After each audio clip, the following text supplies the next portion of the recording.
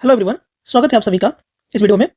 BPSC ADO exam preparation का जो हमने वीडियो सेगमेंट शुरू किया था, उसका ये पार्ट सेकंड है। ठीक है, पार्ट फर्स्ट जो है कि बेसिकली इंट्रो वीडियो था, जिसमें हमने बीपीएससी एडीओ के एग्जाम के संबंध में उसके सिलेबस और एग्जाम पैटर्न के अलावा हमने ये बताने का प्रयास किया था कि हम इस सीरीज में किस तरह से बीपीएससी एडीओ एग्जाम को प्रिपेयर करेंगे। ठीक है, तो देखिए, जैसे हमने आपसे बताया था कि डेली बेसिस पे हम लोग क्या करेंगे कि टोटल 52 क्वेश्चंस को करेंगे, जिसमें जीएस के 20 क्वेश्चन होंगे, मैथ के 10 क्वेश्चन, उसके अलावा रीजनिंग के 10 क्वेश्चन, फिर हिंदी के 7 क्वेश्चन और इंग्लिश के 5 क्वेश्चन करेंगे। ठीक है, और जहाँ तक देखेंगे कि जीएस में, तो जीएस में basically history, polity, science and technology, geography और करंट अफेयर्स जो बिहार से भी इंक्लूडेड होगा, और इकोनॉमी, इन्वायरमेंट एंड इकोलॉजी, उसके अलावा जो हमारे इंटरनेशनल इंस्टीट्यूशंस हैं और मैपिंग के प्रश्न होंगे जीएस में, ये 20 क्वेश्चन के अंदर। ठीक है, और जहाँ तक बिहार स्पेशल, मतलब बिहार के जीएस से संबंधित, जनरल स्टडी से संबंधित जो बात है, उसके लिए सब्जेक्ट वाइज जो है कि इसी चैनल पर हम बिहार स्पेशल्स के लिए अलग से वीडियो डालेंगे, तो आप उसे वहाँ से देख लीजिएगा।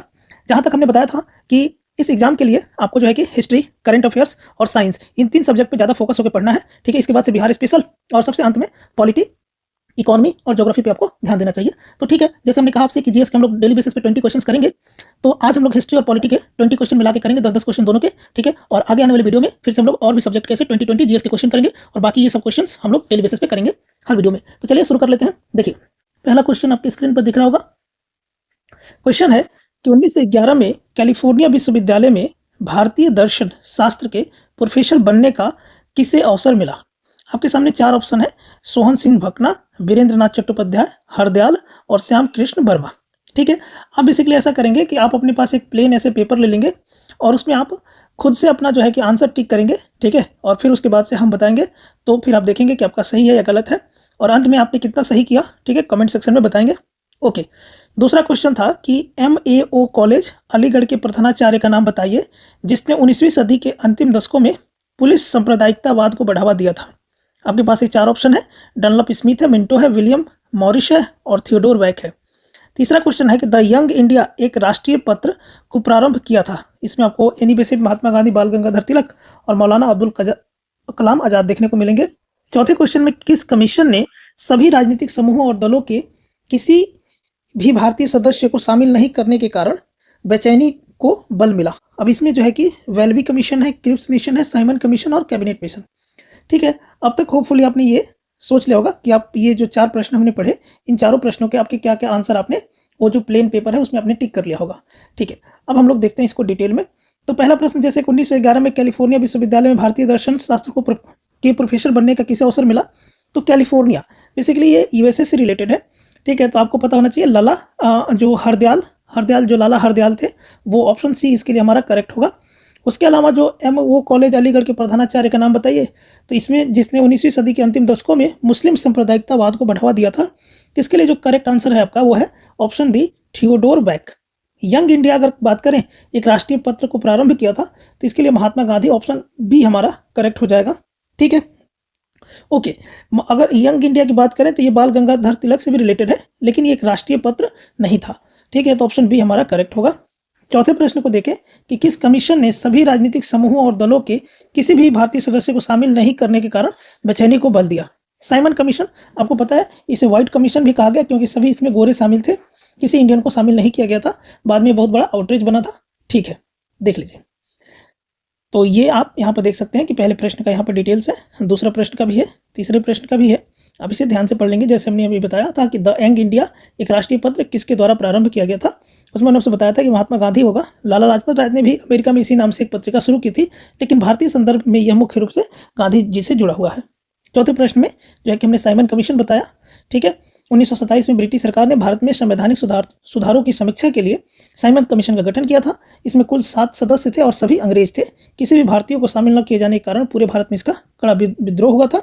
साइमन गो बैक के नारे लगाए गए थे। ठीक है, चलिए अब अगले प्रश्नों पर चलते हैं हम लोग। देखिए, प्रश्न आपकी स्क्रीन पर दिख रहा होगा कि मुरैना के समीप स्थित 64 योगिनी मंदिर के संदर्भ में निम्नलिखित कथनों पर विचार कीजिए। आपके सामने ये 4 कथन दिए गए हैं, आपको सही बताने हैं। तो मुरैना के समीप स्थित 64 योगिनी मंदिर के संदर्भ में आपसे प्रश्न है। देखिए, यह कच्छपघात राजवंश के शासनकाल में निर्मित एक वृत्ताकार मंदिर है। दूसरा कह रहा है कि यह भारत में निर्मित एकमात्र वृत्ताकार मंदिर है। ओके, तीसरा है कि इसका उद्देश्य इस क्षेत्र में वैष्णव पूजा पद्धति को प्रोत्साहन देना था। चौथा कह रहा है इसके डिजाइन से यह लोकप्रिय धारणा बनी कि यह भारतीय संसद भवन के लिए प्रेरणा स्रोत रहा था। आपको सही बताना है। तो देखिए, तो मुरैना के समीप जो 64 योगिनी मंदिर है, उसके संदर्भ में ऑप्शन सेकंड आपका गलत हो जाता है। क्योंकि ऐसा नहीं है, क्योंकि एकमात्र वृत्ताकार मंदिर है, ऐसा नहीं हो सकता। और भी ऐसे मंदिर हैं जो वृत्ताकार बने हैं, ठीक है। तो 2 गलत हो जाता है। अब 2 के गलत हो जाने से जो है कि आपका ऑप्शन ए, बी और डी सही नहीं हो सकता, क्योंकि तीनों में जो है कि आपको 2 देखने को मिलेगा। इसलिए करेक्ट आंसर आपका सी बनता है, 1 और 4, ठीक है। कि इसके डिजाइन से जो है कि भारतीय संसद भवन को प्रेरणा स्रोत रहा था और ये कच्छपघात राजवंश के शासनकाल में निर्मित एक वृत्ताकार मंदिर है। होपफुली आपको समझ आ गया होगा। तो ऑप्शन सी इसके लिए हमारा करेक्ट है। अगला प्रश्न है कि निम्नलिखित में से कौन सा प्राचीन नगर अपने उन्नत जल संचय और प्रबंधन प्रणाली के लिए सुप्रसिद्ध है, जहां बांधों की श्रृंखला का निर्माण किया गया था और संबद्ध जलाशयों में नहर के माध्यम से जल को प्रवाहित किया जाता था, ठीक है। तो इसमें आपको ध्यान देना है कि जो भी आपके सामने ये जगहों के जो नाम है चारों ऑप्शन में, ये इंडस वैली सिविलाइजेशन, ठीक है, हड़प्पा की सभ्यता से जुड़ा हुआ है, ठीक है। इसके में जो प्रश्न पूछा गया है जिसमें उन्नत जल संचयन और प्रबंधन प्रणाली की बात कही जा रही है, तो आपको ध्यान रखना चाहिए इसका करेक्ट आंसर ए होगा, धौलावीरा, ठीक है। थोड़ी सी और बातें कर लेते हैं इनके संदर्भ में। जैसे हमने मुरैना का 64 योगिनी मंदिर के संदर्भ में पहला प्रश्न पढ़ा, उसमें जो है कि आपको ध्यान रखना है कि इस मंदिर का निर्माण 11वीं शताब्दी में जो है कि लगभग 1075 ईस्वी के आसपास कच्छपघात के राजा देवपाल द्वारा कराया गया था, ठीक है। ये बातें आपको ध्यान रखनी है। उसके अलावा उसमें आपको ये जो एकमात्र वृत्ताकार मंदिर है, इसकी वजह से दूसरा स्टेटमेंट गलत हुआ था, आपको ध्यान देना चाहिए। इसके अलावा उड़ीसा के जो हीरापुर, रानीपुर, झरियाल में स्थित जो 64 योगिनी मंदिर है, वो सब भी जो है कि वृत्ताकार है। उसके अलावा तीसरा स्टेटमेंट गलत इसलिए हुआ था कि तीसरा स्टेटमेंट कह रहा था कि इसका उद्देश्य इस क्षेत्र में वैष्णव पूजा पद्धति को प्रोत्साहन देना था। गलत था, क्योंकि नाम से ही स्पष्ट है कि मंदिर योगिनियों, देवी शक्ति के रूप को समर्पित है, जो शैव संप्रदाय से संबंधित है, न कि वैष्णव से। तो ये भी गलत हो गया था, ठीक बात है। और चौथा आपका सही था, ठीक है, क्योंकि लुटियंस के द्वारा डिजाइन किए गए पुराने संसद भवन की जो वास्तुकला इसी मंदिर से जो है कि प्रेरित थी। ये कुछ मंदिर ऐसे वृत्ताकार आपको देखने को मिलेगा, ओके। जो दूसरा प्रश्न था प्राचीन नगर और जल प्रबंधन प्रणाली से संबंधित, तो जो धौलावीरा है वो सही था। गुजरात के कच्छ के रण में स्थित ये सिंधु घाटी सभ्यता का ये नगर है, ठीक है, जो कि विशाल जलाशय और रिजर्वायर के लिए फेमस है, बांधों की श्रृंखला के लिए फेमस है, ओके। कालीबंगा की यदि बात करें तो ये राजस्थान में है, ठीक है, जहाँ पर जोते हुए खेत के साक्ष्य में मिले हैं। राखीगढ़ी हरियाणा में है, ठीक है, ये हड़प्पा स्थल का सबसे बड़ा स्थल है। अगर रोपड़ की बात करें तो पंजाब में सतलुज नदी के तट पर स्थित है। तो करेक्ट आंसर जो है कि हमारा ये हो गया था, धौलावीरा। चलिए अगले प्रश्न पर चलते हैं। अगला प्रश्न है कि किस कांग्रेसी नेता ने 1918 में बिहार की यात्रा की ताकि होम रूल लीग गतिविधियों को बल मिल सके।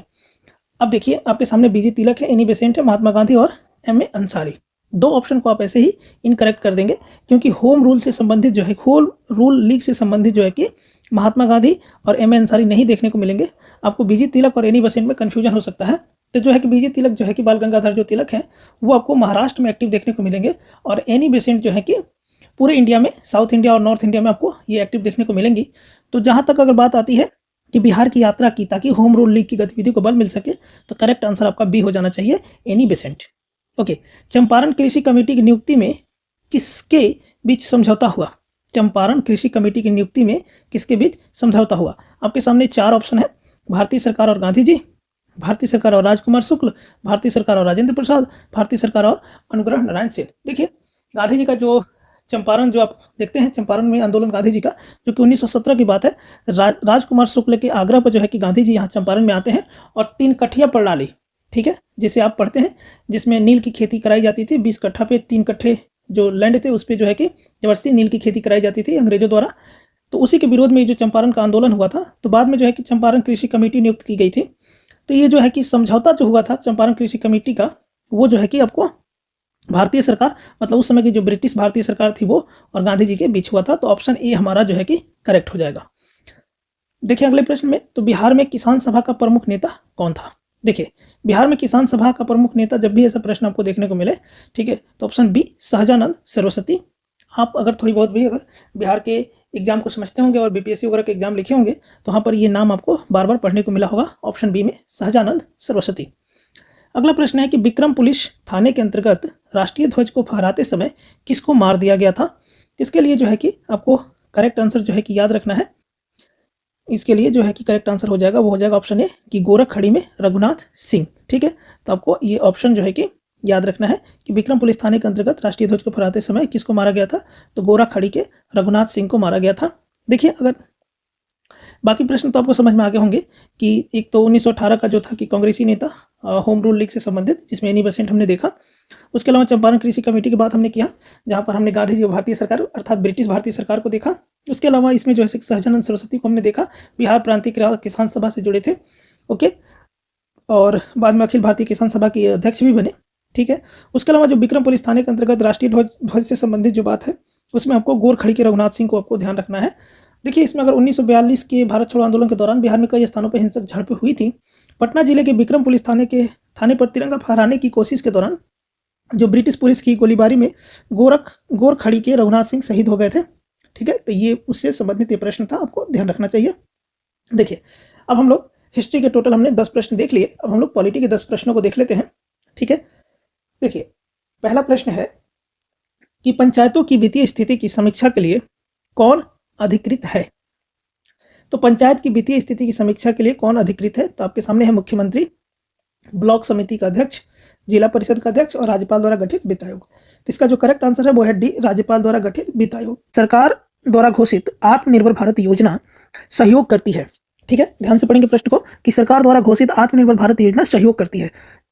तो इस दो कथन इसमें दिए गए हैं, इनके आधार पर आपको सही है और दोनों सही है और न तो और नहीं तो। देखिए, पहला कथन कह रहा है कि भारत की निर्माण क्षमता वृद्धि तथा उद्योग से निर्यात में।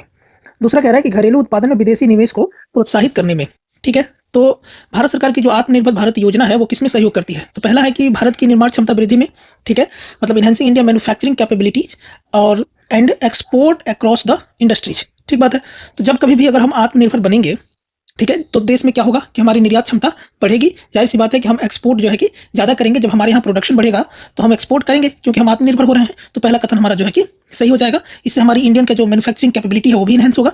दूसरा है कि घरेलू उत्पादन में विदेशी निवेश को प्रोत्साहित करने में। बिल्कुल ठीक बात है, अगर हम आत्मनिर्भर बनेंगे तो हमारे देश में जो है कि विदेशी निवेश भी क्या है, बढ़ेगा, जिसे फॉरेन इन्वेस्टमेंट कहते हैं। बिल्कुल, तो फॉरेन इन्वेस्टमेंट जो है कि बढ़ेगा। तो दोनों कथन जो है कि हमारे सही हो जाते हैं। ऑप्शन सी सही होगा, 1 और 2 दोनों सही हैं। अगला प्रश्न है कि पंचायती राज का मुख्य उद्देश्य है। अब जो पंचायती राज है उसका मुख्य उद्देश्य आपको बताना है। 4 ऑप्शन है, कृषि उत्पादन में वृद्धि करना, रोजगार सृजन, सी कह रहा है जनता में राजनीतिक चेतना में वृद्धि करना, डी है कि जनता को विकास के प्रशासन में प्रतिभाग करने योग्य बनाना।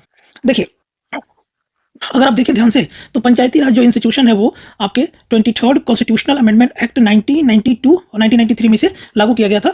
तो इसके द्वारा जो है कि पंचायती राज बनाया जाता है। तो इसका मुख्य उद्देश्य जो है कि कृषि उत्पादन में वृद्धि करना। इतना सीमित कैसे हो सकता है? सिर्फ कृषि उत्पादन में वृद्धि करेंगे पंचायती राज का, तो ऐसा पंचायती राज तो एक पॉलिटिकल चीज़ हो गई, एक राजनीतिक चीज़ हो गई। ठीक है, तो रोजगार सृजन करना ये भी जो है कि एक सीमित इकोनॉमिक से संबंधित है, ये भी अर्थव्यवस्था से संबंधित हो जाता है।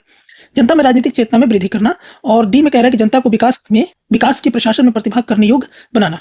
तो देखिए, इसमें से जो डी है वो हमारा करेक्ट होता है कि जनता को विकास के प्रशासन में प्रतिभाग करने योग्य बनाना। ये जो है कि पंचायती राज का मुख्य उद्देश्य है। ठीक है, चलिए अगले प्रश्न पे चलते हैं। ठीक है, अगला प्रश्न देख लेते हैं।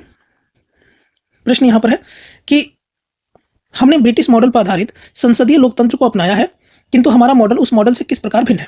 ठीक बात है, आपको पता है कि भारत जो है कि अंग्रेजों का शासन रहा 1947 तक। उनके जाने के बाद से उन्हीं का जो संसदीय लोकतंत्र था वही मॉडल जो है कि हम अपने भी देश में अपनाए हैं। लेकिन कुछ चेंजेज है ब्रिटिश मॉडल से लेकर, और भारतीय मॉडल का जो है संसदीय लोकतंत्र में कुछ चेंजेज है। उन चेंजेज के आधार पर प्रश्न पूछा जा रहा है कि किस प्रकार जो भारतीय मॉडल है वो ब्रिटिश मॉडल से भिन्न है। अब कथन 2 दिए गए हैं आपको। पहला कथन कह रहा है कि जहां तक विधि निर्माण का संबंध है, ब्रिटिश संसद सर्वोपरि अथवा संप्रभु है, किंतु भारत में संसद की विधि निर्माण की शक्ति परिसीमित है। दूसरा है कि भारत में संसद के किसी अधिनियम के संशोधन की संवैधानिकता से संबंधित मामले उच्चतम न्यायालय द्वारा संविधान पीठ को भेजे जाते हैं। ठीक है, तो अगर आप ध्यान से देखें तो जो ब्रिटिश संसद वो संप्रभु है, अर्थात ब्रिटिश संसद ने जो कह दिया विधि निर्माण के संबंध में, लॉ बनाने के संबंध में, उसे कोई काट नहीं सकता। बिल्कुल ठीक बात है। लेकिन अगर भारत की बात अगर करें तो संसद जो विधि निर्माण करती है उसे चेक एंड बैलेंस करने का काम जुडिशरी करती है। ठीक है, तो ये भी बात जो है कि सही है, किंतु भारत में संसद की विधि निर्माण शक्ति परिसीमित है, बिल्कुल जुडिशरी के द्वारा। ओके, तो पहला कथन हमारा सही हो जाता है। दूसरा को अगर ध्यान से अगर पढ़ें तो भारत में संसद के किसी अधिनियम के संशोधन की संवैधानिकता के संबंधित मामले उच्चतम न्यायालय द्वारा संविधान पीठ को भेजे जाते हैं। बेसिकली देखिए, ये जो दूसरा यहाँ पर किंतु भारत में संसद निर्माण परिसीमित शक्ति है, ये जो है इसी का एक्सप्लेनेशन यहाँ पर मेंशन किया गया है। अर्थात दूसरा भी सही है और पहला भी सही है। तो सही कितने हो गए? सी, 1 और 2 दोनों। अगला प्रश्न है कि संघ सरकार के संदर्भ में निम्नलिखित कथन पर विचार कीजिए। ठीक है, आपसे यूनियन गवर्नमेंट के रेफरेंस में कोई 2 कथन पूछे जा रहे हैं, आपको सही बताने हैं। देखिए, एन गोपाला स्वामी अयंगर समिति ने सुझाव दिया था कि किसी मंत्री और किसी सचिव को प्रशासनिक सुधार करने और उसे बढ़ावा देने के लिए पूर्णतः नामित किया जाना चाहिए। दूसरा कथन है कि प्रशासनिक सुधार आयोग, जिसे हम क्या कहते हैं, जिसे हम एडमिनिस्ट्रेटिव रिफॉर्म कमीशन कहते हैं, 1966 की संस्तुति के आधार पर वर्ष 1970 में कार्मिक विभाग का गठन किया गया और इसे प्रधानमंत्री के प्रभार के अधीन रखा गया। अब आपसे जो है कि इसमें पूछा जा रहा है कि कौन सा कथन सही है। तो देखिए, जहां तक बात है एन गोपाला स्वामी अयंगर समिति के सुझाव दिया था कि किसी मंत्री और किसी सचिव को प्रशासनिक सुधार और उसे बढ़ावा देने के लिए पूर्णतः नामित किया जाना चाहिए, तो ये बात जो है कि गलत है। ठीक है।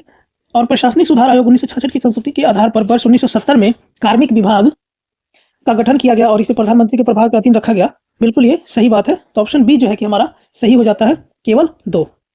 ठीक है। अगले प्रश्न पे हम चलते हैं। ठीक बात है, आप यहाँ पर इनका एक्सप्लेनेशन देख सकते हैं। ठीक है। अगला प्रश्न देख लेते हैं कि निम्नलिखित में से कौन सा युग्म सुमेलित नहीं है। ध्यान से पढ़ेंगे प्रश्न को, यहाँ पे नहीं मेंशन किया गया है। देखिए, राज्यसभा में सीटों का आवंटन चौथी अनुसूची में है, शपथ का प्रारूप तीसरी अनुसूची, अनुसूचित क्षेत्रों का प्रशासन छठी अनुसूची, संघ सूची सातवीं अनुसूची। आपको बताना है कि इन चारों में कौन सुमेलित नहीं है। देखिए, अगर आप भारत में जो है कि अगर भारतीय संविधान को देखें तो उसमें टोटल 12 अनुसूचियां हैं। ठीक है। और आपको जैसे कि आपको ये भी पता होगा कि जो ओरिजिनल अनुसूची थी उसमें जो है कि 8 अनुसूची थे। ठीक है। तो अगर इन अनुसूचियों को अगर आप ध्यान से पढ़े होंगे 1 से लेकर 12 तक, तो इसका जो एक टिक बनाया जाता है वो बनाया जाता है टीयर्स ऑफ ओल्ड पीएम। तो इसमें टी से टेरिटरी, ई से इमोलुमेंट्स, ए से अफर्मेशन, आर से राज्यसभा, एस से जो है कि schedule areas, other scheduled areas, ये से ये फेडरल सिस्टम या फेडरल स्ट्रक्चर, ओ से ऑफिशियल लैंग्वेज, एल से जो होगा वो लैंड रिफॉर्म्स, डी से डिफेमेशन और पी से पंचायत और एम से म्युनिसिपैलिटीज। तो देखिए, अगर राज्यसभा के सीटों के आवंटन की बात करें तो ये चौथी अनुसूची में है, हमें नहीं बतानी है। शपथ का प्रारूप जो है कि तीसरी अनुसूची में है, बिल्कुल है। ठीक है। जहां तक डी की बात करें तो संघ सूची जो है कि सातवीं अनुसूची में है, बिल्कुल है। इसमें जो है कि 3 उप सूचियां हैं, जिसमें आप एक देखते हैं कि संघ सूची है, उसके अलावा मतलब जो फेडरल स्ट्रक्चर है उसके अंदर जो है कि जो फेडरल हमारा स्ट्रक्चर है उसमें जो है कि 3 अनुसूचियां हैं, एक संघ सूची है, उसके अलावा एक राज्य सूची, एक समवर्ती सूची है। ठीक है। तो ये 7वीं अनुसूची में है। लेकिन अगर अनुसूचित क्षेत्रों के प्रशासन से संबंधित हम बात करें तो क्या ये छठी अनुसूची में है, इसमें थोड़ा समझने की दरकार है आपको। देखिए, अगर हम बात करें अनुसूचित क्षेत्रों के प्रशासन, जो कि छठी अनुसूची, यही गलत सुमेलित है। क्योंकि देखिए, जो 5वीं अनुसूची है ना, वो अनुसूचित क्षेत्रों और अनुसूचित जनजातियों के प्रशासन और नियंत्रण से संबंधित है। लेकिन अगर छठी अनुसूची देखें तो उसमें केवल असम, मेघालय, त्रिपुरा और मिजोरम राज्यों के जनजातीय क्षेत्रों के प्रशासन से संबंधित है। अर्थात अनुसूचित जनजाति क्षेत्र की बात है, ना कि अनुसूचित क्षेत्रों के प्रशासन की बात है। ठीक है। तो इसलिए जो है कि तीसरा जो है कि हमारा गलत हो जाता है, सी। चलिए, अगला प्रश्न है कि केंद्रीय सरकार के बारे में निम्नलिखित कथनों पर विचार कीजिए। आपके सामने 2 कथन है और आपको इनमें से ये बताने हैं। देखिए, केंद्रीय सरकार के बारे में निम्न कथनों पर विचार करें तो उसमें पहला कह रहा है कि मंत्रालय तथा विभागों का निर्माण प्रधानमंत्री द्वारा कैबिनेट सचिव के परामर्श से होता है। दूसरा है कि प्रत्येक मंत्री को मंत्रालय राष्ट्रपति द्वारा प्रधानमंत्री के परामर्श पर आवंटित किया जाता है। ठीक है। देखिए, जहां तक बात है कि मंत्रालय तथा विभागों का निर्माण प्रधानमंत्री द्वारा कैबिनेट सचिव के परामर्श से होता है, तो ये जो है कि गलत हो जाता है, क्योंकि मंत्रालय और विभागों का जो है निर्माण वो राष्ट्रपति द्वारा किया जाता है प्रधानमंत्री के सलाह पे। ठीक बात है। अगर दूसरी देखें तो ये पहला गलत हो गया। दूसरा, प्रत्येक मंत्री को मंत्रालय राष्ट्रपति द्वारा प्रधानमंत्री के परामर्श पर आवंटित किया जाता है, बिल्कुल ठीक बात है। ये भी सही बात है, ये हमारा गलत हो जाता है। अर्थात केवल 2 सही है, ऑप्शन बी हमारा इसके लिए करेक्ट हो जाएगा। ठीक है। प्रश्न है कि राज्य विधायिका की कार्यवाही के बारे में क्या सत्य है। देखिए, विधायिका में कार्य केवल राज्य की सरकारी भाषा अथवा हिंदी अथवा अंग्रेजी में निष्पादित किए जाएंगे। बी कह रहा है कि महाधिवक्ता को मत देने का अधिकार है। सी कह रहा है कि यह किसी उच्च न्यायालय के न्यायाधीश के आचरण पर चर्चा कर सकती है। डी कह रहा है कि किसी कथित अनियमितता के आधार पर कार्यवाही की वैधता पर प्रश्न किया जा सकता है। देखिए, ध्यान देने की बात है कि ये कम से कम आपको पता होगा कि महाधिवक्ता को मत देने का अधिकार तो नहीं होता है। ठीक है ना, उसे बोलने का अधिकार होता है, बैठने का अधिकार है, पर मत देने का अधिकार तो नहीं होता। तो बी हमारा नहीं हो सकता।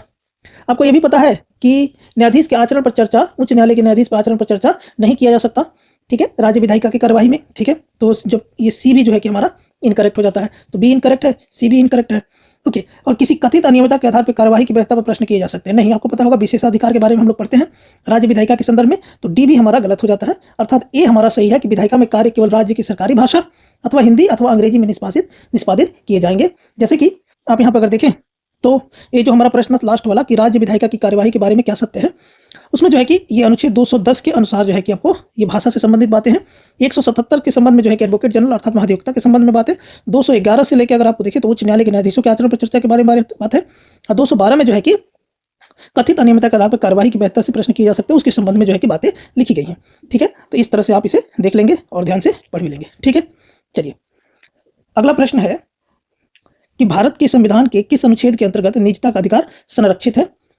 और दूसरा प्रश्न हमारा कह रहा है कि निम्नलिखित कथनों पर विचार कीजिए। आपके सामने 3 कथन दिए गए हैं, आपको सही बताने हैं कि भारत में ऐसा कोई कानून नहीं है जो प्रत्याशियों को किसी एक लोकसभा चुनाव में 3 निर्वाचन क्षेत्रों से लड़ने से रोकता है। दूसरा है कि 1991 में लोकसभा चुनाव में श्री देवीलाल ने 3 लोकसभा निर्वाचन क्षेत्रों से चुनाव लड़ा था। तीसरा है कि वर्तमान नियमों के अनुसार यदि कोई प्रत्याशी किसी एक लोकसभा चुनाव में कई निर्वाचन क्षेत्रों से चुनाव लड़ता है तो उसकी पार्टी को उन निर्वाचन क्षेत्रों के उपचुनावों का खर्चा उठाना चाहिए जिन्हें उसने खाली किया है, बशर्ते वह सभी निर्वाचन क्षेत्रों से विजयी हुआ हो। आपको सही बताने हैं। देखिए, अगर पहले प्रश्न की बात करें कि भारत के संविधान के किस अनुच्छेद के अंतर्गत निजता का अधिकार संरक्षित है, तो अनुच्छेद 21। जैसे इसके डिटेल के बारे में बात करें तो देखिए 2017 में सुप्रीम कोर्ट के ऐतिहासिक फैसला एक था के.एस. पुट्टास्वामी बना भारत संघ मामला में।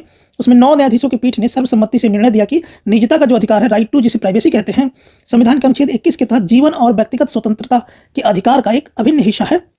अनुच्छेद 21 घोषणा करता है कि किसी भी व्यक्ति को उसके जीवन या व्यक्तिगत स्वतंत्रता से विधि द्वारा स्थापित प्रक्रिया के अनुसार वंचित किया जाएगा, अन्यथा नहीं। ठीक है। देखिए, जो दूसरा हमारा प्रश्न था उसमें था कि आपको कुछ 3 ऐसे स्टेटमेंट दिए गए थे, उसमें आपको सही बताने थे। तो देखिए, पहला जो स्टेटमेंट है वो हमारा गलत हो जाता है कि भारत में ऐसा कोई कानून नहीं जो प्रत्याशियों को किसी एक लोकसभा चुनाव में 3 निर्वाचन क्षेत्रों से लड़ने से रोकता है। देखिए, भारत में ऐसा कानून है। अगर जन प्रतिनिधित्व अधिनियम 1951 की धारा 33(7) में 1996 में संशोधन किया गया।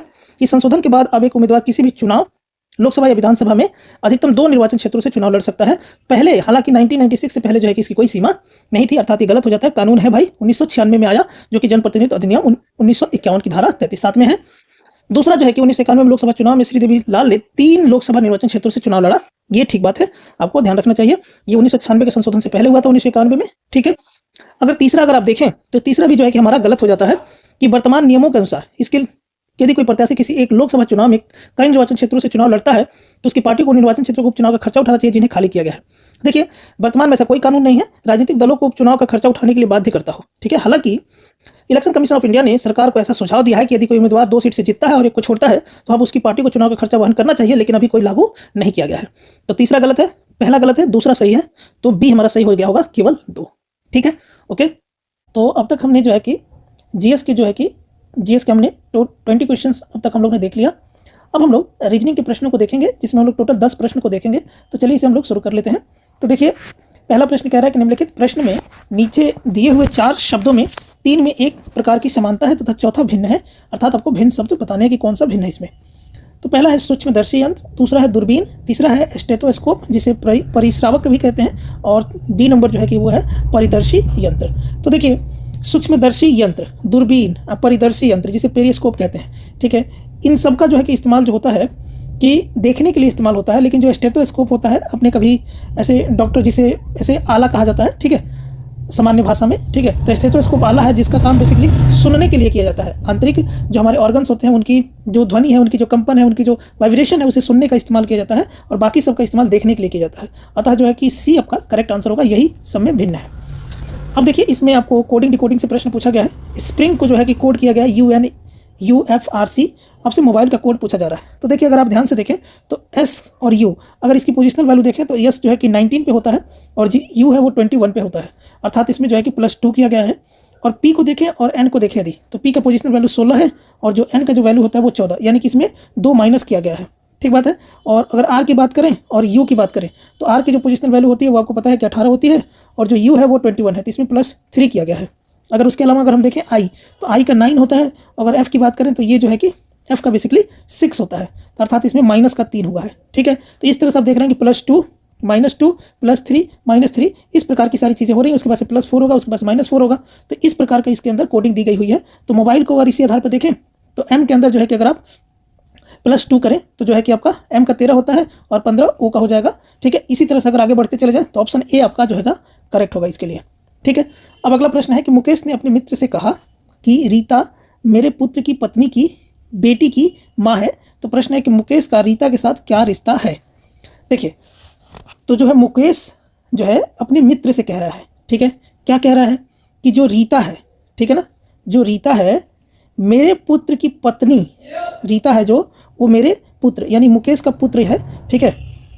पुत्र के पत्नी की बेटी, अब ये पुत्र है और वो पुत्र का जो होगा उसका ये पत्नी हो जाएगी। ठीक है। कि बेटी की माँ है, तो पत्नी क्या ये बेटी हो जाएगी और ये बेटी की फिर से माँ हो जाएगी। अर्थात जो मुकेश का पुत्र है उसका जो पत्नी है उसी का नाम जो है कि रीता है। तो पूछ रहा है कि मुकेश के रीता के साथ क्या संबंध है। तो इस प्रकार आप देख रहे हैं कि मुकेश के रीता का साथ जो संबंध है वो ससुर का संबंध हो जाता है। Option D father in law आपका जो होगा करेक्ट होगा। अब अगला प्रश्न पे चलते हैं। प्रश्न देख लीजिए, ये बेसिकली डायरेक्शन सेंस से संबंधित प्रश्न है, ये जिसमें दिशा से संबंधित आप प्रश्न पूछते हैं। देखिए इसमें है कि राम उत्तर दिशा में जाता है फिर दाएं मुड़ता है। तो राम ऐसे उत्तर दिशा में गया और फिर जो है कि दाएं मुड़ा, अर्थात इधर मुड़ा, फिर जो है कि फिर दोबारा दाएं चलता है, फिर यहाँ से दोबारा जो है कि वो दाएं चलता है और अंत में जो है कि यहाँ बाएं मुड़ जाता है। ठीक है, अब राम किस दिशा में चल रहा है, तो ये पूरब का दिशा है। ठीक है, क्योंकि यहाँ पर हमने उत्तर इसको माना था। ठीक है, और ये आपका पूरब हो गया और ये आपका पश्चिम हो गया और ये आपका दक्षिण हो गया। तो वो ऐसे गया था, फिर ऐसे गया था, फिर ऐसे चल रहा था, अर्थात जो है कि पूरब दिशा में चलेगा। ऑप्शन ए आपका करेक्ट हो जाएगा। ठीक है, अगले प्रश्न को देख लीजिए, जिसमें आपको अंग्रेजी वर्णमाला क्रम में लिखते हुए निम्नलिखित में से कौन सा नाम सबसे अंत में आएगा।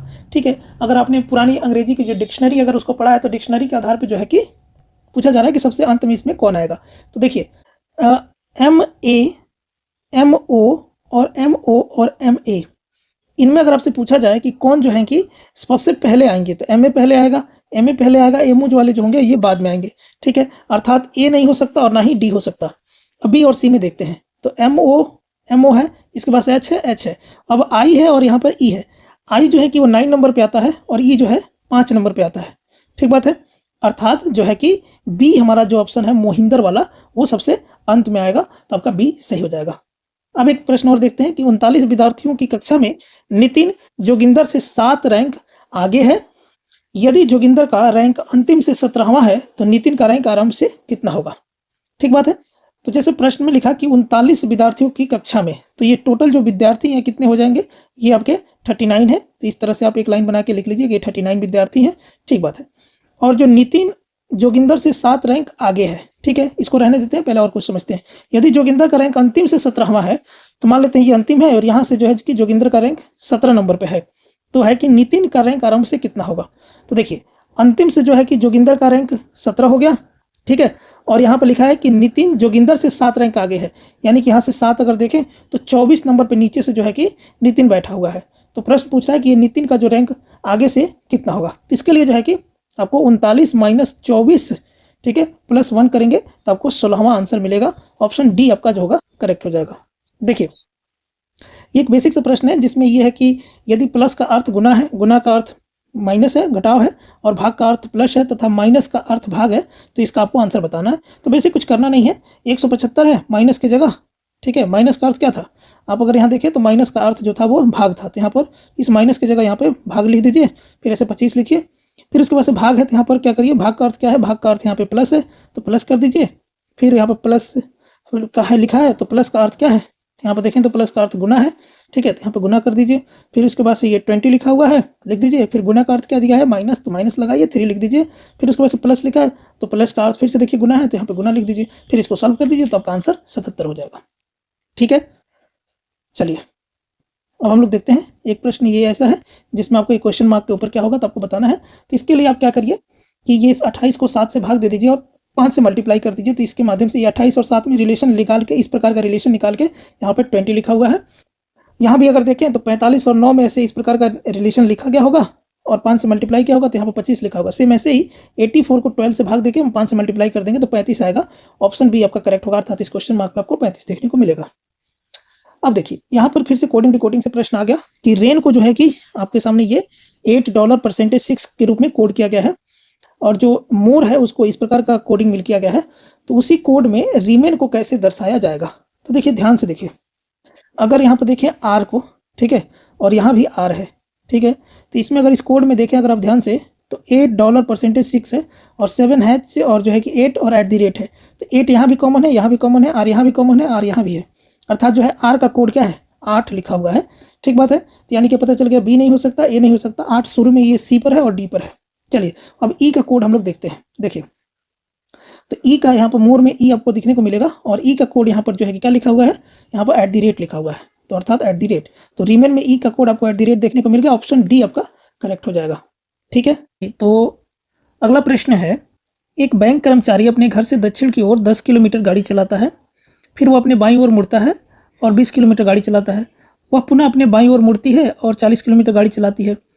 फिर वह अपने दाईं ओर मुड़ती है और 5 किलोमीटर गाड़ी चलाती है। वह पुनः अपने दाईं ओर मुड़ती है और 30 किलोमीटर गाड़ी चलाकर अपने बैंक पहुंचती है। जहां वह कार्यरत है उसके बैंक और उसके घर के बीच न्यूनतम दूरी कितनी है, ये आपको बतानी है। तो देखिए इस प्रश्न, ये डायरेक्शन एंड टेस्ट का प्रश्न है, डायरेक्शन का। तो देखिए इसमें सबसे पहले जो है कि बैंक कर्मचारी अपने घर से दक्षिण की ओर 10 किलोमीटर चलाती है गाड़ी जो है कि, तो मान लीजिए कि ये बैंक कर्मचारी, ठीक है, वो 10 किलोमीटर दक्षिण की ओर, दक्षिण आपको पता है दक्षिण नीचे की तरफ लेते हैं और नॉर्थ ऊपर की तरफ, साउथ इधर, और ये जो डायरेक्शन है ये ईस्ट का होता है और ये वेस्ट का होता है। अगर आप नॉर्थ की तरफ जा रहे हैं और राइट मोड़ने का कहा जा रहा है तो आप अपने दाहिने हाथ की तरफ मुड़ेंगे ऐसे करके। साउथ की तरफ जा रहे हैं और आपसे राइट मोड़ने के लिए कहा जा रहा है तो इधर की तरफ मुड़ेंगे अपने दाहिने हाथ की तरफ, ठीक है ना। तो आप अपना फेस अगर साउथ की तरफ करेंगे तो दाहिना हाथ इधर आ जाएगा, ठीक है। तो इस तरह से हम इस प्रश्न को सॉल्व करेंगे। तो बैंक जो कर्मचारी अपने घर से दक्षिण की ओर 10 किलोमीटर गाड़ी चलाती है, तो लीजिए ये अपने घर से उसने 10 किलोमीटर दक्षिण की तरफ गाड़ी चलाया, फिर अपने बाएं मुड़ती है और 20 किलोमीटर गाड़ी चलाती है। तो ये बाएं मुड़ी और उसने 20 किलोमीटर ये गाड़ी चलाया। अब यहाँ पर देखिए अगर फेस आपका इस साइड में रहेगा तो बायां हाथ जो होगा वो इस साइड होगा। तो बाएं मुड़ी और उसने 20 किलोमीटर गाड़ी चलाया। फिर कह रहा है कि पुनः अपने बाएं ओर मुड़ी और 40 किलोमीटर गाड़ी। देखिए फेस ऐसा है तो बायां हाथ इधर होगा, तो 40 किलोमीटर उसने गाड़ी चलाया। फिर उसके बाद से कह रहा है कि फिर वो अपने दाएं मुड़ती है और 5 किलोमीटर। अब फेस इधर है तो दाएं इधर होगा तो 5 किलोमीटर उसने मुड़ा। फिर उसके बाद से और दाएं मुड़ती है और 30 किलोमीटर गाड़ी चला के अपने बैंक पहुंचती है। तो दाएं मुड़ गई यहाँ से तो दायां इधर हो जाएगा और 30 किलोमीटर उसने गाड़ी चला के अपने जो है कि बैंक पहुंच गया। तो ठीक है, तो उसने 30 किलोमीटर गाड़ी चला के अपने दाएं पहुंच गया यहाँ पे बैंक में, ठीक है। अब कहा जा रहा है कि बैंक से उसके घर का न्यूनतम दूरी, मतलब ये उसका घर था और ये बैंक, उसके बीच का न्यूनतम दूरी बताइए। देखिए अब आपको पता है कि नीचे 20 किलोमीटर का ये जो डिस्टेंस था इतना ही यहाँ से लेकर यहाँ तक का डिस्टेंस होगा, अर्थात 20 किलोमीटर, और ये 5 किलोमीटर का है तो यहाँ से यहाँ तक का 5 किलोमीटर का होगा, अर्थात 25 किलोमीटर आपका करेक्ट आंसर हो जाएगा। ऑप्शन बी जो होगा आपका करेक्ट हो जाएगा। चलिए अगले प्रश्न पे चलते हैं। यहाँ से अब तक हमने क्या क्या किया, हमने 20 क्वेश्चन जीएस के देख लिए, उसके बाद हमने 10 क्वेश्चन जो है कि रीजनिंग के देखे, ठीक है। अब हम लोग 10 क्वेश्चन जो है कि मैथ्स के देखेंगे, फिर उसके बाद से इंग्लिश और फिर हिंदी का हमने प्रश्न देखेंगे। इंग्लिश के बेसिकली 5 क्वेश्चन और हिंदी के हम लोग 7 क्वेश्चन देखेंगे। तो चलिए अब मैथ के 10 क्वेश्चन देखने की बारी है हमारी। बारी बारी से हम लोग सभी प्रश्नों को देखते हैं। तो अब हम लोग प्रश्न पढ़ते हैं। प्रश्न कह रहा है कि यदि 3 का पावर 2019 को 10 से विभाजित किया जाए तो शेष क्या रहेगा। आपको बताना है रिमाइंडर क्या बचेगा, ठीक बात है। इस प्रश्न को करने के लिए आपको कुछ टेक्निक का इस्तेमाल करना पड़ेगा, कुछ समझ, कुछ लॉजिक का आपको सहारा लेना पड़ेगा। जैसे कि अगर 3 का पावर 2019 है, ठीक है, तो अगर आप देखें 3 का पावर अगर हम 1 लिखें तो हमको 3 मिलता है, 3 के पावर 2 लिखें तो 9 हो जाएगा, 3 लिखें 27, 4 लिखें 81, 5 लिखें 243। अगर आप 6 लिखेंगे ना तो फिर वहाँ पे जो होगा यूनिट डिजिट पे आपको 9 देखने को मिलेगा।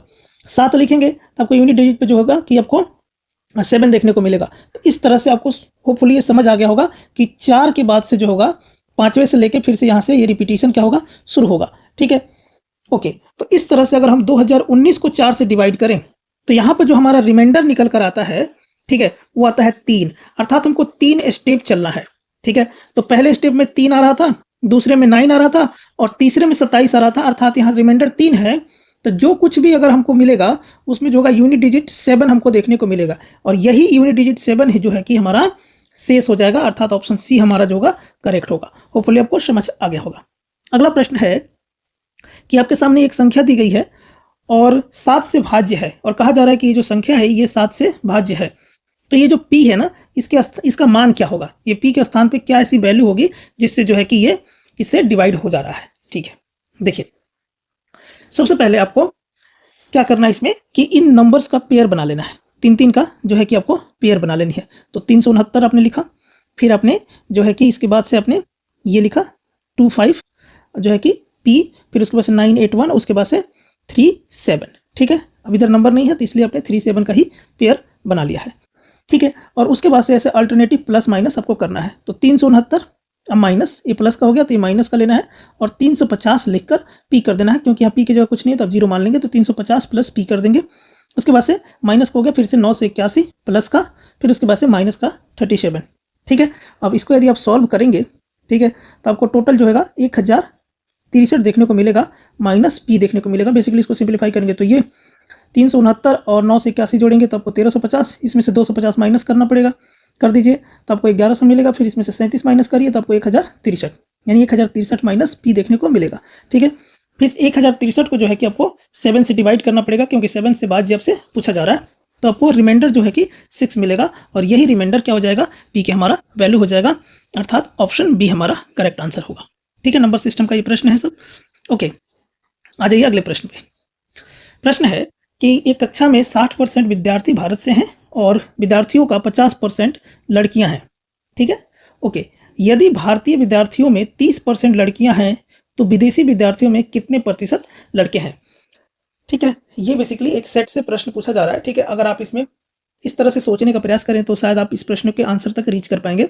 जैसे कि एक कक्षा में 60% विद्यार्थी भारत से हैं, तो अर्थात अगर हम माने कि 60 विद्यार्थी जो है कहाँ से हैं, भारत से हैं, तो बाकी 40 विद्यार्थी कहाँ से हो जाएंगे, आपको विदेशी हो जाएंगे।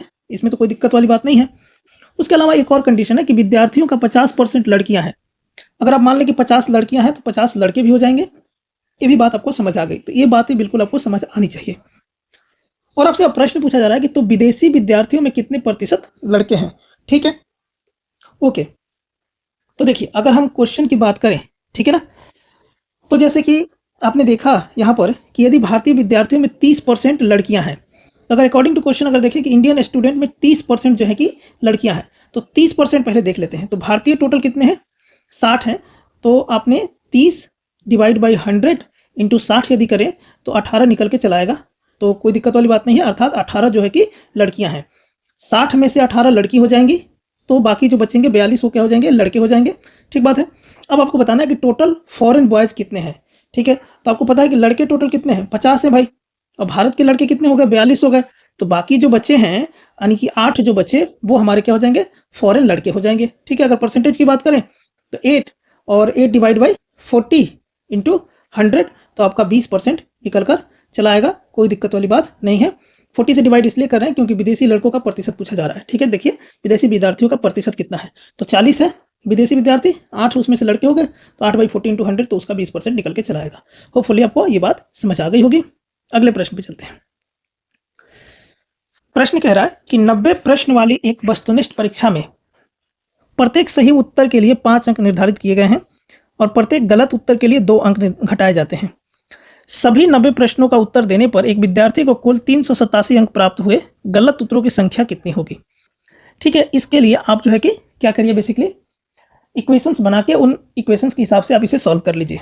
जैसे मान लेते हैं कि x + y = 90, अर्थात जो है कि ये सही प्रश्न हो जाएंगे, सही प्रश्न की संख्या x और गलत प्रश्नों की संख्या क्या हो जाएगी, y। तो ये दोनों मिला के जो है कि कितने हैं, 90 हैं। ठीक है, आपको पता है 5 अंक दिए जाते हैं सही के लिए तो 5x, ठीक है, और 2 अंक घटाए जाते हैं गलत के लिए तो -2y। अगर ऐसा हम करें तो उसको 387 अंक जो है कि प्राप्त होते हैं। अब आपको पता ही होगा इक्वेशन को यदि आप सॉल्व करना चाहते हैं तो ये दोनों को आपस में जो वेरिएबल्स होते हैं इनमें से किसी एक को बराबर करना होता है। तो अगर 2 से मल्टीप्लाई इसको कर दें तो ये 2y हो जाएगा, तो ये आपस में कैंसिल हो जाएंगे। यहाँ पर जो होगा ये 2x हो जाएगा, जिसकी वजह से यहाँ पर 7x होगा, और यहाँ पे 180 बनेगा, और 387 में ऐड करेंगे तो 567। तो x की वैल्यू कितनी निकल के आ जाएगी, 81।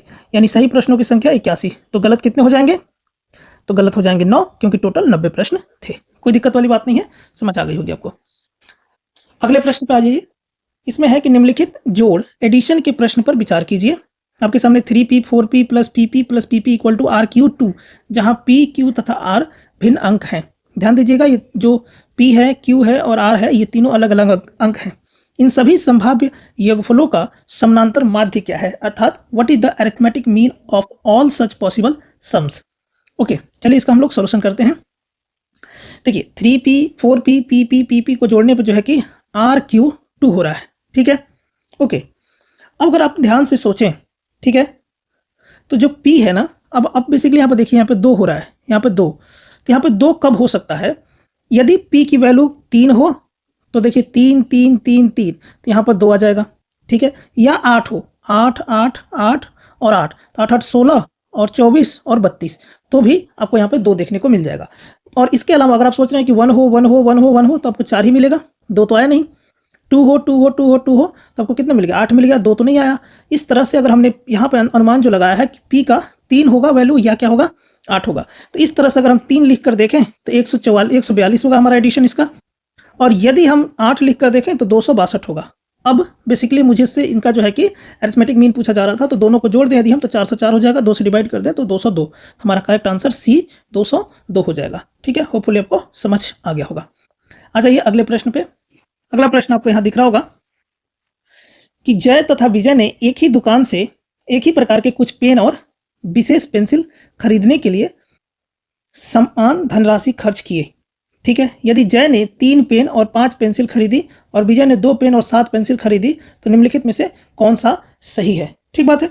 देखिए, कह रहा है कि जय और विजय ने एक ही दुकान से एक ही प्रकार के कुछ पेन और विशेष पेंसिल खरीदने के लिए समान धनराशि खर्च की। अर्थात अगर हम पेन को P माने तो 3P प्लस 5 पेंसिल बराबर समान धनराशि है ना, तो ये 2P प्लस 7 पेंसिल के बराबर हो जाएगा। इस तरह से अगर हम इसे सॉल्व करें तो अगर देखें इसको इधर हम लेके आए तो 3P माइनस 2P कितना हो जाएगा? P हो जाएगा। और इसको इधर लेके चले जाएं तो ये 7C माइनस 5C जो होगा वो हमारा 2C के बराबर हो जाएगा। तो P इक्वल टू जो होगा वो हमारा 2C हो जाएगा। तो अब देखिए चार ऑप्शन को पढ़िए। कह रहा है कि पेंसिल का मूल्य पेन के मूल्य से अधिक है। जो पेंसिल का मूल्य है वो पेन के मूल्य से अधिक है, ऐसा नहीं है। पेंसिल और पेन का मूल्य बराबर है, ऐसा भी नहीं है। अब देखिए, पेन का मूल्य पेंसिल के मूल्य से दोगुना है। बिल्कुल ठीक बात है, जो पेन है उसका मूल्य पेंसिल के मूल्य से दोगुना दिख रहा है। ऑप्शन सी हमारा सही हो जाएगा। हाँ, तो अगला प्रश्न है कि एक परीक्षा में P ने Q से 40 अंक अधिक प्राप्त किए, अर्थात P equal to Q plus 40। ठीक है, यदि Q ने P से 10% कम अंक प्राप्त किए, इस बात को आप कैसे लिख सकते हैं कि Q equal to P minus 10/100 into P। ठीक है, P से 10% कम अंक प्राप्त किए, अर्थात P में से इस परसेंटेज को आपको घटाना पड़ेगा। तो Q ने कितने अंक प्राप्त किए, अर्थात इन दो के बेसिस बना के आपको इसे सॉल्व करना पड़ेगा और बताना पड़ेगा कि कितना अंक कौन प्राप्त किया। देखिए, इसके लिए क्या करेंगे, बेसिकली अगर आप इस सेकंड वाले को देखें, इसको अगर हम सिंप्लीफाई करें तो हम इसे ये लिख सकते हैं, क्योंकि 10/100 को 0.10 लिख सकते हैं। फिर यदि हम ये 1P है और 0.10P है, अगर इसको करके देखें तो ये 0.90P हो जाएगा। तो Q इक्वल टू जो हो जाएगा वो हो जाएगा 0.90P। ठीक है, अब हम क्या करेंगे, अब हमने ऊपर देख रखे हैं, ठीक है, कि यहाँ पर बेसिकली क्या है कि पहले वाले को अगर आप ध्यान से देखें तो P equal to Q plus 40 लिखा हुआ है।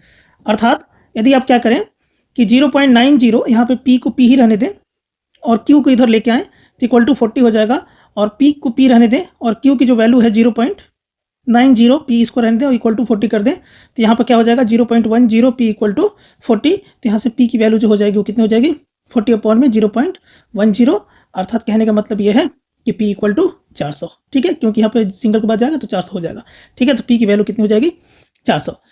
हाँ जी, तो अगला प्रश्न हम लोग देख लेते हैं कि एक व्यक्ति P ने अपने 3 मित्रों में से एक मित्र X से पूछा कि उसके पास कितना धन है। तो P के 3 मित्र हैं, उसमें से उसने X से पूछा है कि उसके पास कितना धन है। तो X ने उत्तर दिया कि Y मुझे यदि 40 देता है तो Y के पास Z से आधा धन होगा, अर्थात Y माइनस 40। Y अगर 40 दे देता है तो उसके पास Z से आधा धन होगा, अर्थात ZY 2 के बराबर होगा। कोई दिक्कत नहीं है। अगर अगले सेगमेंट को अगर पढ़ें आप इसमें, तो इसमें है कि किंतु यदि Z मुझे 40 देता है तो हम तीनों के पास धन जो होगा बराबर हो जाएगा। अर्थात Z 40 दे देगा तो X के पास तो X प्लस 40 हो जाएगा, क्योंकि इसने 40 दिया था, और Y का Y रहेगा और ये तीनों आपस में बराबर हो जाएंगे। तो पूछ रहा है कि कुल मिला के इन तीनों के पास कितना धन है, X, Y और Z के पास कुल कितना धन है। देखिए, इसको अगर आप सिंप्लीफाई करें तो यहाँ से हम Z equal to 40 plus X Y लिख सकते हैं। ये जो है कि 40 अगर हम इधर भेज दें तो Z equal to 40 plus Y हो जाएगा। और इसमें कोई यदि हम देखें तो इसमें Y माइनस 40 है और Z की जगह हम जो है कि 40 प्लस Y लिख देते हैं, अर्थात 40 प्लस Y यहाँ लिख देते हैं, डिवाइड बाई 2 कर देते हैं। फिर 2 को इधर लेकर आएंगे तो 2Y और 40 में मल्टीप्लाई करेंगे तो ये 80 हो जाएगा, और ये 40 प्लस Y का Y रहेगा। फिर इसे हम सॉल्व कर लेते हैं तो Y इक्वल टू 120 हो जाएगा। कोई दिक्कत वाली बात नहीं है। तो Y इक्वल टू 120 हो गया। तो Z इक्वल टू यहाँ से जो है कि 120 और 40 कर देंगे तो 160 हो जाएगा। तो Y equal to 120, Z equal to 160। और इस तरह से आप अगर आप यहाँ देखें तो X plus 40 equal to Y है। ठीक है, Y इक्वल टू 120 है और 40 इधर जाके माइनस हो जाएगा तो X इक्वल टू जो होगा 80 हो जाएगा, और तीनों को जोड़ दें तो हमारा आंसर हो जाएगा 360। तो करेक्ट आंसर हो गया ऑप्शन बी 360। देखिए, अब हम लोग अगले प्रश्न पे चलते हैं। देखिए, 120 व्यक्ति के समूह में 80 भारतीय हैं और शेष विदेशी हैं। तो 120 व्यक्ति हैं, ठीक है, उसमें 80 भारतीय हैं, तो चाहे 40 जो व्यक्ति होगा वो विदेशी हो जाएगा। इसके अतिरिक्त इस समूह में 70 व्यक्ति अंग्रेजी बोल सकते हैं। तो आपको पता ही था कि 120 टोटल व्यक्ति हैं, इसमें से 70 अंग्रेजी बोल सकते हैं, तो 50 अंग्रेजी नहीं बोल पाएंगे। ठीक है, ऐसे भारतीयों की संख्या कितनी है जो अंग्रेजी बोल सकते हैं। देखिए, ध्यान से देखिए इस प्रश्न को। तो अगर हम क्या करें, इसमें बेसिकली हमें एज्यूम करना पड़ेगा। तो अगर हम एज्यूम करें, माने यदि कि ऑल फॉरेनर स्पीक इंग्लिश, ठीक है, देन 40 फॉरेनर स्पीक इंग्लिश। कोई दिक्कत नहीं है। जैसे कि हमने देखा था कि 40 विदेशी हैं, तो अगर हमें माने कि सभी विदेशी जो है कि क्या बोल सकते हैं, अंग्रेजी बोल सकते हैं, तो हमको पता है कि 40 फॉरेनर है तो 40 जो है कि विदेशी अंग्रेजी बोल पाएंगे। कोई दिक्कत नहीं है। तो इस तरह से देखें कि अगर 40 जो विदेशी हैं वो अंग्रेजी बोल पाते हैं, जबकि 70 लोग अंग्रेजी बोल पाते हैं, तो 30 इंडियन होंगे जो अंग्रेजी बोल पाएंगे। पहली कंडीशन ये हो जाएगी। दूसरी कंडीशन देखिए, अगर हम माने कि सभी भारतीय जो है कि अंग्रेजी बोल पाते हैं, मतलब 80 में से 80 भारतीय जो है कि अंग्रेजी बोल पाते हैं, कोई दिक्कत नहीं है, ठीक है। तो इस केस में क्या होगा, इस केस में ये होगा कि 70 के 70 जो होगा वो क्या होगा, भारतीय 80 में टोटल भारतीय, इसमें से 70 के 70 जो भारतीय अंग्रेजी बोल पाते हैं, अर्थात जो विदेशी हैं वो एक भी अंग्रेजी नहीं बोलते हैं, ठीक है। तो इसका आंसर क्या होना चाहिए कि 30 या उससे अधिक, मतलब 30 मिनिमम होगा और 80 70 जो होगा मैक्सिमम भारतीय अंग्रेजी बोल सकते हैं, तो 30 या उससे अधिक, ऑप्शन डी आपका जो होगा वो करेक्ट हो जाएगा। चलिए अगला प्रश्न देख लीजिए कि 700 से 1000 तक पूर्णांकों की सूचीबद्ध किया गया है, इनमें से कितने पूर्णांकों में अंकों का योगफल 10 है। ठीक बात है। तो 700 से लेकर 1000 तक के पूर्णांकों को आपको सूचीबद्ध किया जाएगा और उसमें से कितने पूर्णांकों में अंकों का योगफल जो होगा 10 होगा। तो देखिए अगर आप 700 से 701 लिखें, 702 लिखें, 703 लिखें, ऐसे लिखते चले जाएं अगर आप जो है कि 1000 तक, ठीक है। तो इसमें जो होगा कि पूछा जा रहा है कि कितने पूर्णांकों में अंकों का योगफल, जैसे कि आपने 701 लिखा, 702 लिखा, 703 लिखा, तो अंकों का योगफल 10 हो जाता है। तो 7 और 3 कितना हो जाएगा, 10 हो जाएगा। तो ऐसे कितने नंबर आएंगे जिसमें जो है अंकों का योगफल 10 हो जाएगा। तो देखिए एक 703 होगा, एक 712, एक 721, एक 730 और 802, 811, 820, 901 और एक 910। तो इतने टोटल हो रहे हैं जो कि 1 2 3 4 5 6 7 8 और 9। तो टोटल आपका 9 हो रहे हैं, जो का योगफल 10 होगा, अर्थात ऑप्शन डी आपका करेक्ट होगा, 9। ओके चलिए, तो अब तक हमने जीएस के सभी प्रश्न देख लिए जो कि 20 थे, और उसके अलावा हमने रीजनिंग के देख लिए प्रश्न 10, फिर हमने मैथ्स के देख लिए 10 प्रश्न। अब हमारी बारी है हिंदी की, जिसमें हम लोग टोटल 7 प्रश्नों को देखेंगे। चलिए, तो पहला प्रश्न आपकी स्क्रीन पर दिख रहा होगा कि अल्प प्राण ध्वनियों का समूह कौन सा है।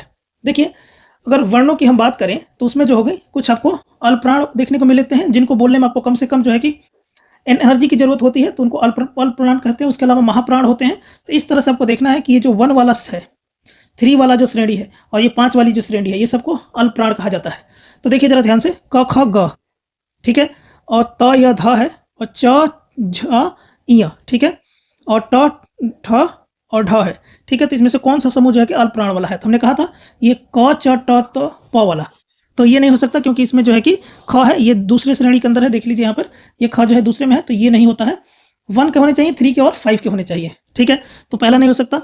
तो है, यह है और ध है, तो ध जो है आपको देखने को मिलेगा कि ये जो है कि इसमें है, चौथे वाले में है, तो ये भी नहीं हो सकता। उसके अलावा अगर च ज और इ को देखें तो च इसमें आ गया और ज इसमें आ गया तीसरे में, और यह 5वें वाले में आ गया, अर्थात जो है कि यही वाला हमारा करेक्ट ऑप्शन है, च ज य, ये जो है कि अल्पप्राण ध्वनियों में आता है।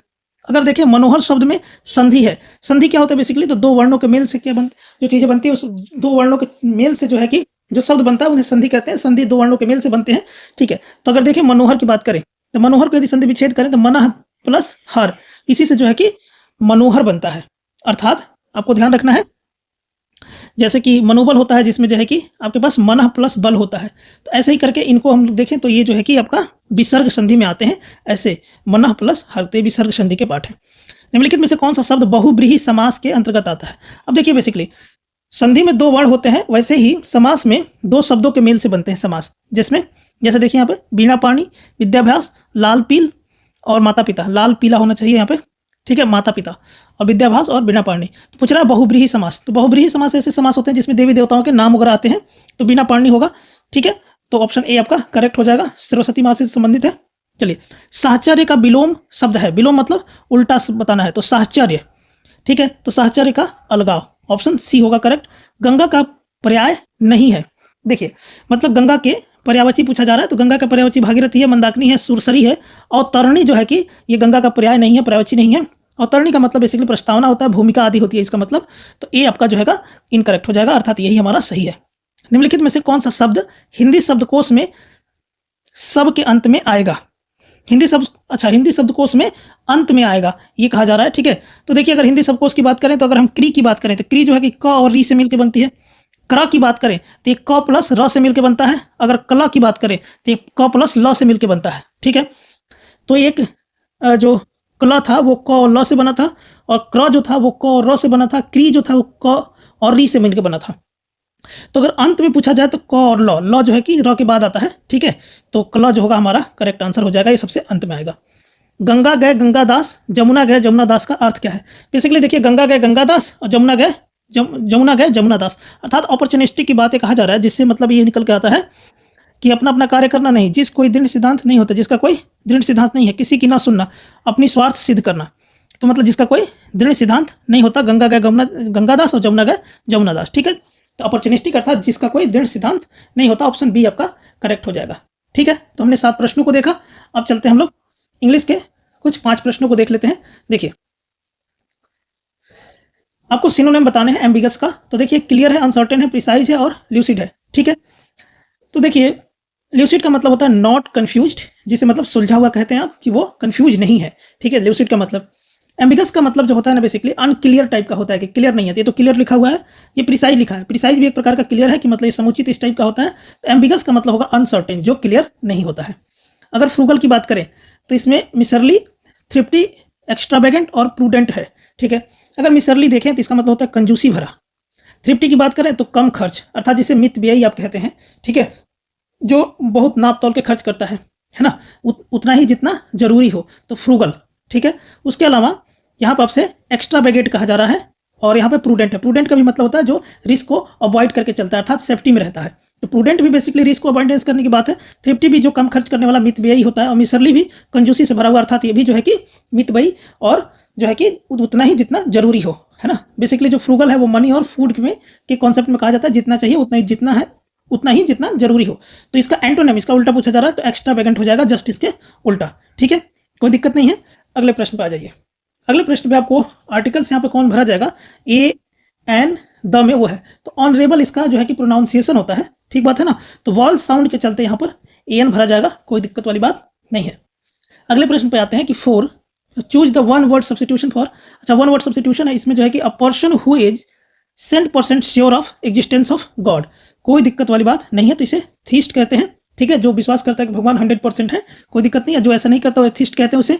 एग्नोस्टिक उसे बोला जाता है जो not sure if God exist और नॉट, वो श्योर नहीं है कि गॉड है या नहीं है, उसको एग्नोस्टिक कहते हैं। अल्ट्रूस्ट उसे कहा जाता है जो अनसेल्फिश पर्सन होता है, ठीक है। तो थीस्ट आपको समझ में आ गया होगा, जो 100% ये श्योर है कि एग्जिस्टेंस ऑफ गॉड होता है, तो theist, okay. Identify the error in the following sentence, neither the teacher और nor the students was present in seminar. देखिए बेसिकली यहाँ पर जो होगा आपके सामने है कि neither the teacher nor the students was present in seminar. तो यहाँ पे जो आपको एरर है वो है वॉज में, ये वॉज में आपको जो है कि एरर देखने को मिलेगा। यहाँ पर बेसिकली वर होना चाहिए था, ठीक है, तो वॉज प्रेजेंट जो होगा हमारा गलत हो जाएगा, इसकी जगह वर होना चाहिए, तो आपका ये सही हो जाता, तो ये वाला रॉन्ग है, ठीक है।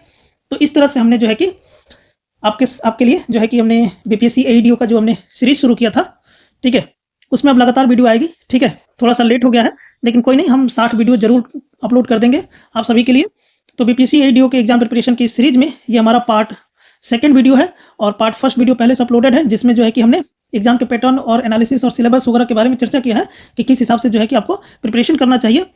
और ये इसमें जो है कि हमने 20 जीएस के क्वेश्चन, उसके अलावा जो है कि बाकी क्वेश्चन रीजनिंग के, मैथ के, इंग्लिश के और हिंदी के क्वेश्चंस की हमने चर्चा किया। जो पार्ट 3 वीडियो आएगा उसमें भी जो है कि हम लोग इसी तरह 20 जीएस के क्वेश्चन और बाकी सभी क्वेश्चंस ऐसे ही देखेंगे। Thank you.